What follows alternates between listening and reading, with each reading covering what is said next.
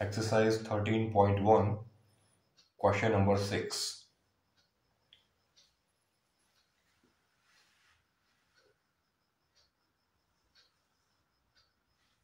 एक cylinder given है।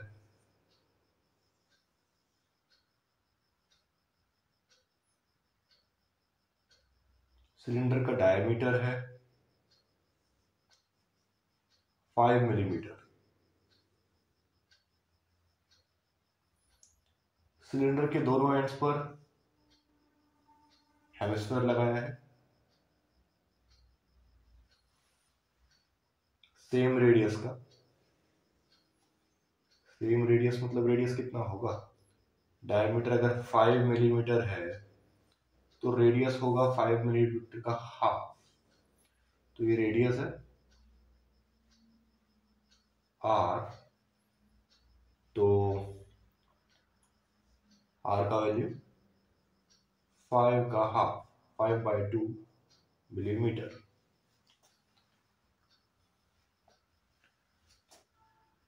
ये जो पूरा कैप्सूल बना, हेमिस्फीयर, सिलेंडर, हेमिस्फीयर, इस पूरे कैप्सूल का लेंथ दिया है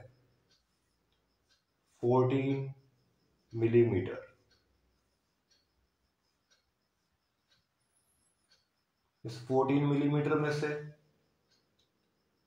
इतना लेंथ रेडियस है, स्फीयर का रेडियस, इतना लेंथ स्फीयर का रेडियस है। तो ये जो हाइट है सिलेंडर का, ये जो डॉटेड लाइन से मार्क किया, इतना हाइट सिलेंडर के रेस्पेक्ट में हाइट बोल रहे हैं इसे। तो ये जो लेंथ है ये कितना हुआ? पूरा 14 में से r और r दो रेडियस माइनस कर दिया, ऐसा बोल दीजिए। 14 में से एक ये रेडियस सब्ट्रैक्ट किया और एक ये रेडियस सब्ट्रैक्ट किया, तो ये हो गया 14 माइनस 2r। तो ये हुआ 14 माइनस 2 टाइम्स r कितना है? 5/2 mm, 5/2 मिलीमीटर। तो ये हाइट आ गया, 2/2 1 हो गया, 14 माइनस 5, तो हाइट आया 9 मिलीमीटर। अब हमें पूछा गया है क्वेश्चन में, इस पूरे कैप्सूल का टोटल सरफेस एरिया क्या होगा?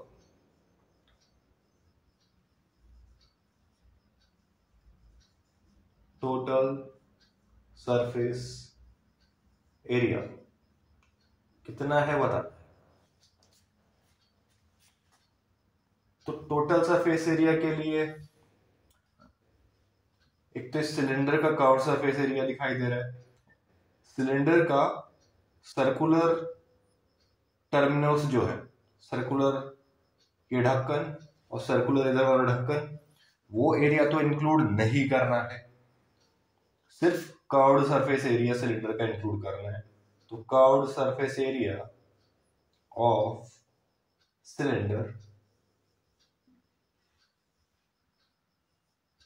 प्लस इस हेमिस्फीयर का कर्व्ड सरफेस एरिया, फिर से हेमिस्फीयर का ये सर्कुलर ढक्कन इंक्लूड नहीं किया, सिर्फ और सिर्फ कर्व्ड सरफेस एरिया लिया। तो curved surface area of hemisphere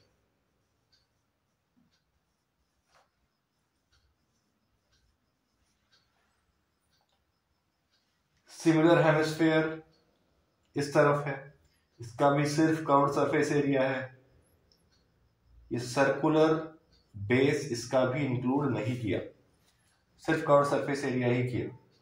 तो plus curved surface area of other hemisphere, इसी को 2 टाइम्स लिख देते हैं।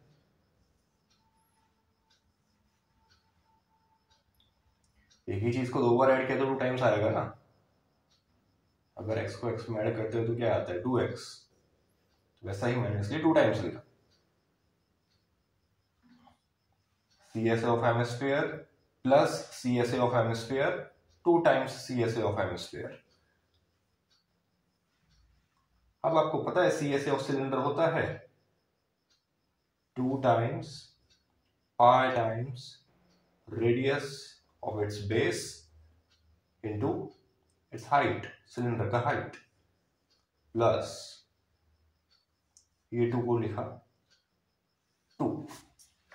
अब CSA of hemisphere भी आपको पता है 2 times pi times radius square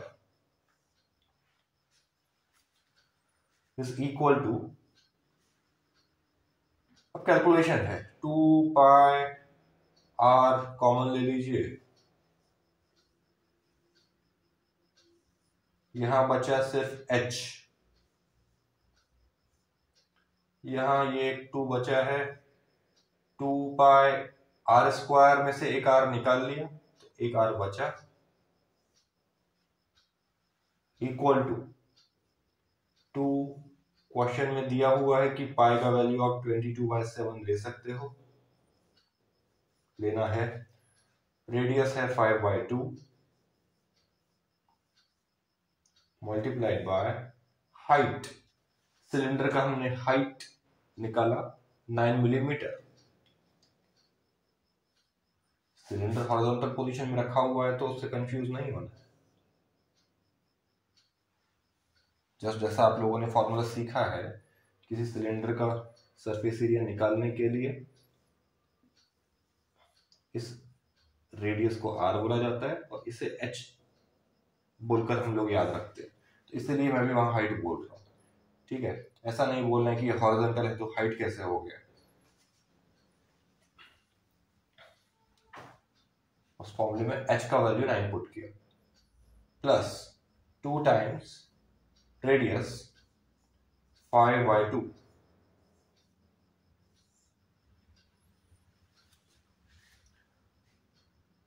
equal to 2 से 2 कैंसिल हुआ,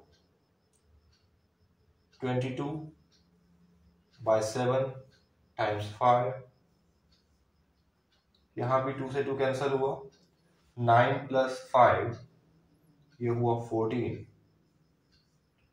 7 2 जा 14, 5 into 2 10, तो ये हुआ 22 टाइम्स 10